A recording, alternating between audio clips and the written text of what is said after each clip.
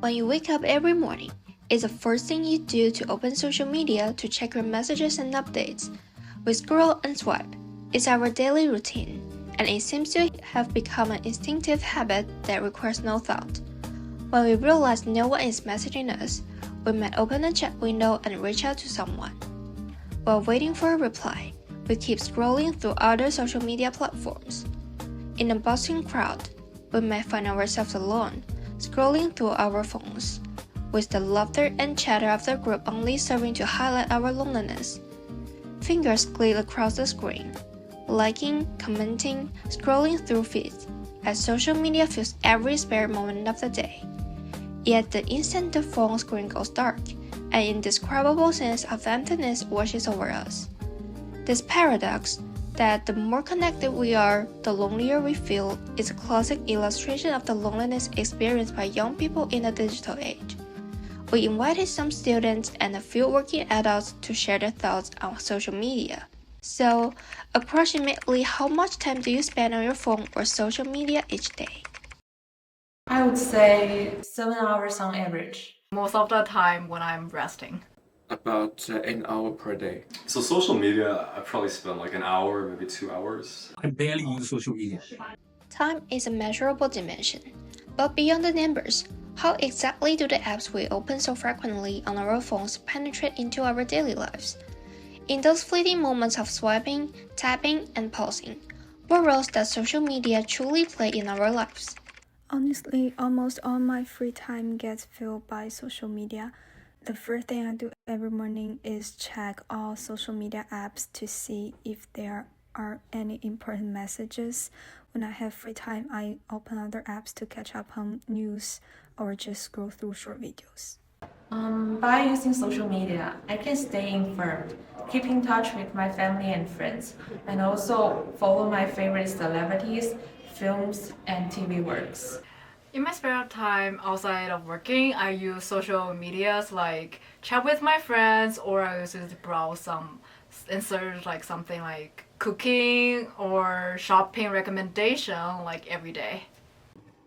I think it has become probably a very important means for me and probably also scholars nowadays to connect with other people in the field or even beyond. Social media is a source of information and news for me. I get a lot of news, I guess, from WeChat, especially when my friends share something that is going on. I'm typically drawn into this kind of information. I recently started yoga.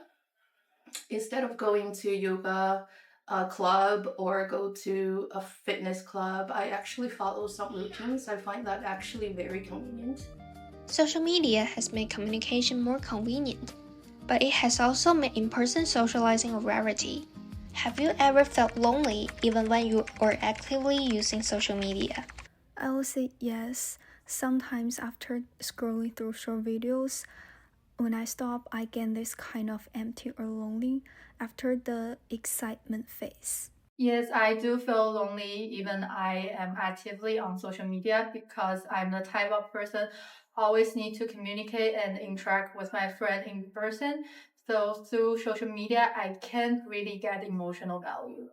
I seldom feel lonely because I prioritize a healthy balance. I make sure to step away from screen for outdoor activities that keep me grounded. When feelings of loneliness arise, some people choose to put down their phones and return to real-life social interactions.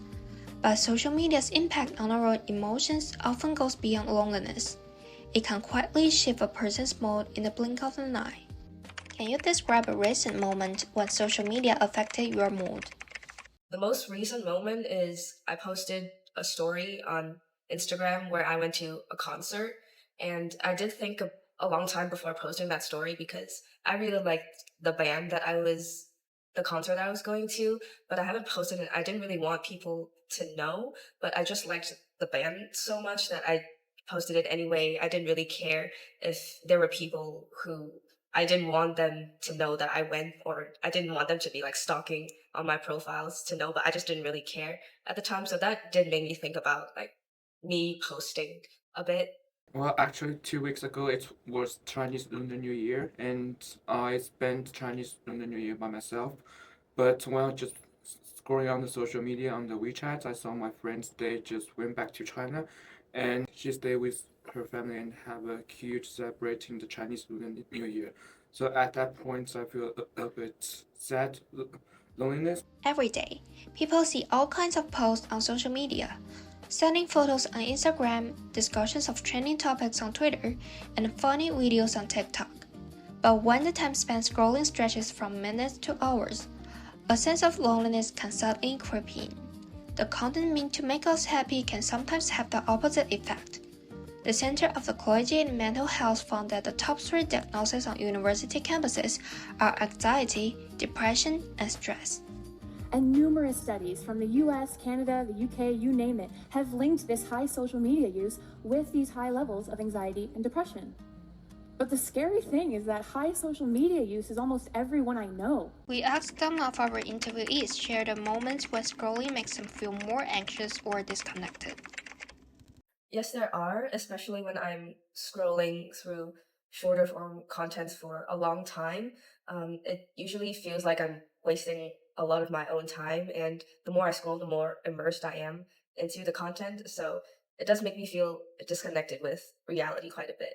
I feel like once you get to scrolling for a while, which for me is often, I guess from minutes to like sometimes hours, I feel really disconnected when I get to a point where I realize that, oh, I've spent so much time scrolling, I'm not even getting any messages from anyone, so I'm kind of just spending too much time alone, looking at content that sometimes I don't even really like. Anxiety and a sense of disconnection are common feelings when browsing content. But what psychological motivations lie behind the content we actively post on social media? Behind those carefully curated photos and carefully crafted captions, is there another kind of pressure lurking? Do you feel pressure to present yourself in a certain way online? Yes, I do feel pressure to present myself online because people or me want to be perfect on social media. So every time I feel mad or I feel anger, upset, I want to post something like post or story, but I never did it because I want to look perfect. Yeah, I feel pressure when I post photos of my life. Like, the first thing I would think about is my safety, and then the second thing is like how people might judge me or say negative things about me, like what they comments. That makes me feel a lot of pressure and anxiety. Stress is the answer of most people, but we have also heard a different perspective.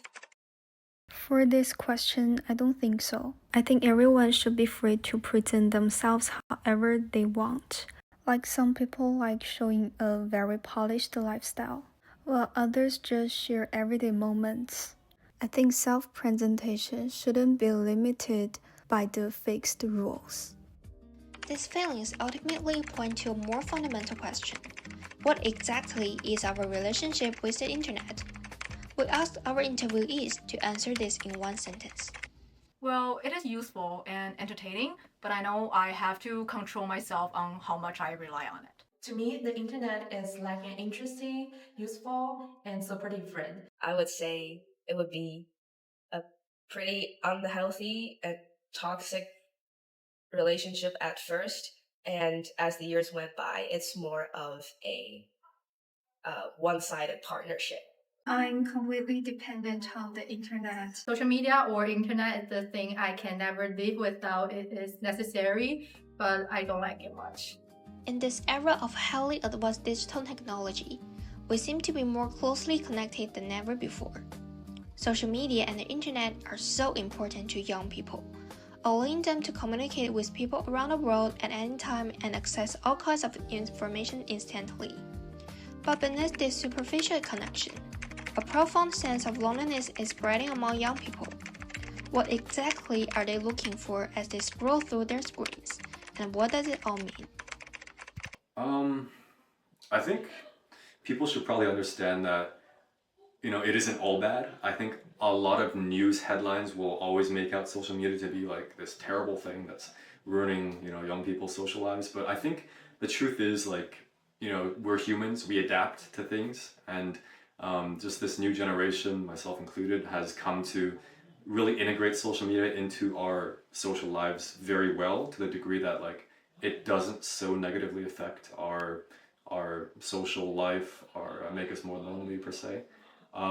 So yeah, I think it's a very complex topic. There's many different pros and cons to it that one can argue, but it's definitely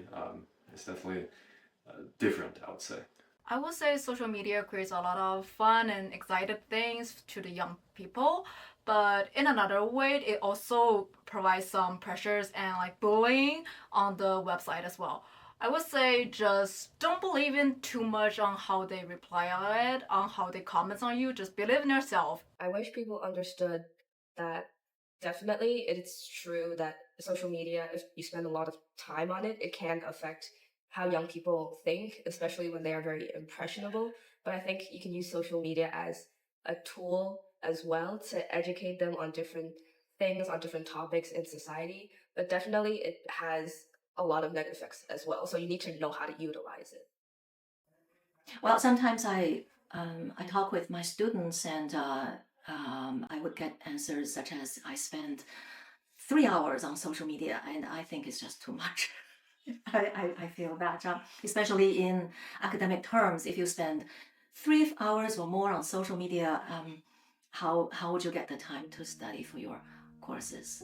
Back in the real world, more and more young people are living alone, eating alone, shopping alone, and commuting alone. Although the world on their phones is vibrant and colorful, in reality, people are gradually becoming isolated from their real-life social circles. The streets are bustling with traffic, pedestrians are hurrying along, and as night falls, the city's neon lights twinkle, making everything seem lively. But when we put our phones down, we may find ourselves bored. Even then, we still long to form close connections with others, while interactions on social media provide instant emotional feedback. They lack deep emotional exchange.